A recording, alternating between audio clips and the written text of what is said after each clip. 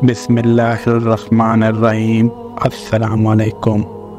अफ़गानिस्तान में एक बादशाह गुज़रा है जिसका नाम नादिर था। बहुत बड़ा जालिम था।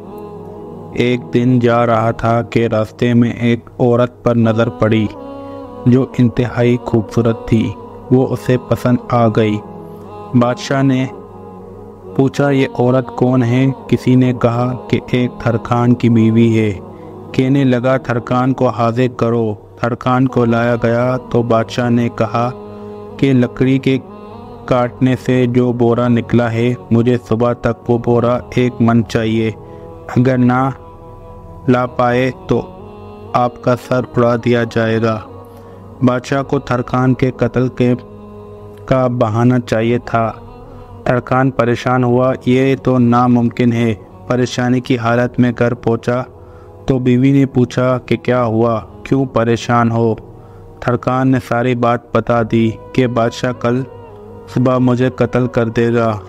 बीवी ने कहा, आप परेशान ना हो, अगर वो नादिर है तो ऊपर कादिर भी तो है। सारी रात परेशानी और खौफ में गुजरी।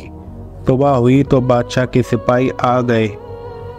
वो परेशानी के आलम में निकला और सिपाहियों से कहने लगा कि बादशाह मुझे माफ़ करेगा कि कत्ल करेगा।